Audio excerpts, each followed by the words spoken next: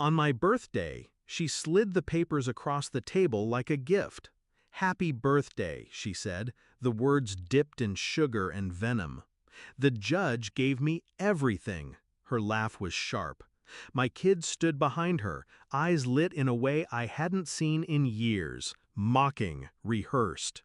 Finally, my son said, "We get a new last name."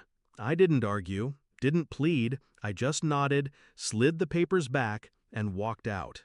The air outside was cold, biting. It steadied my breathing.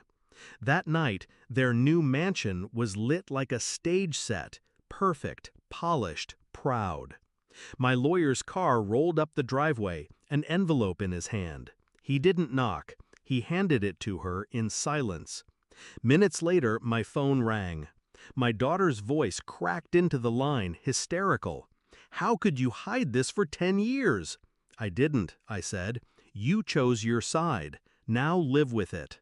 I ended the call. It hadn't started with the divorce. It started years before, tiny cracks I ignored. Trips she took without explanation. Phone calls she took in another room. Her sudden expertise in real estate, despite never having worked a day in it. The children's distance was the final fracture.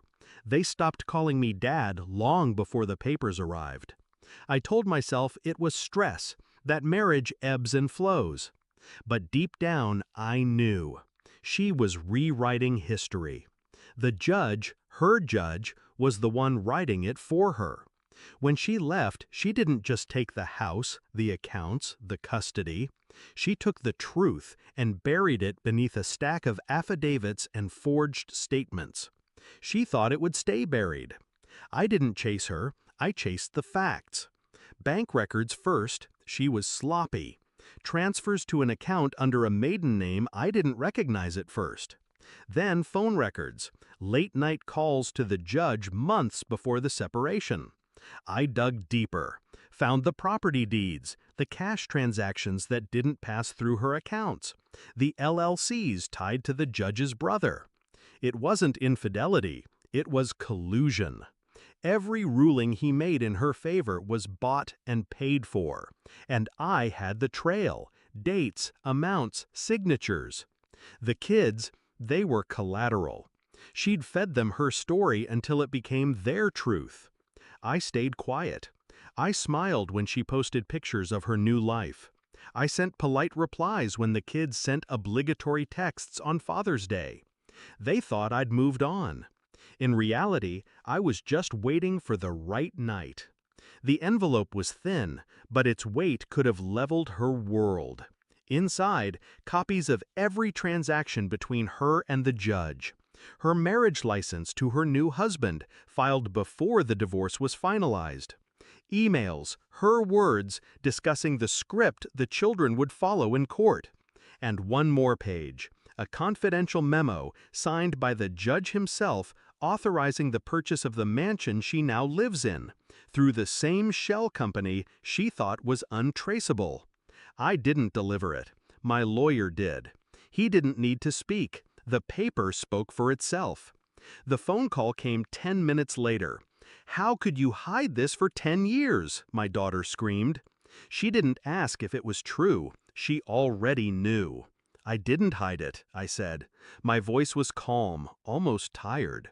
"You just never looked for it." I could hear her breathing, sharp, broken. In the background, I heard my ex-wife shouting, her voice ragged with panic.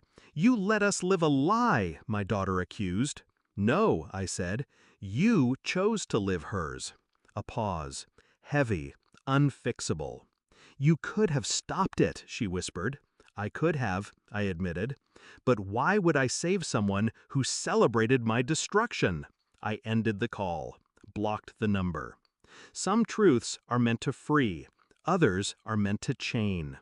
I didn't wait for the fallout, but I know it's already begun. The judge will scramble to cover the trail, but it's too late. The copies are in safe hands, insurance against whatever moves he thinks he can make. Her new husband will leave once the money dries. The mansion will be sold under pressure, and the children will see her for what she is, Not because I told them, but because the truth doesn't need my voice anymore. I feel no pity, no satisfaction, just clarity. She wanted everything. Now she has it, including the consequences. Moral of the story: those who build their lives on lies forget one truth. Truth doesn't vanish. It waits, silent and patient, for the moment it can cost you everything.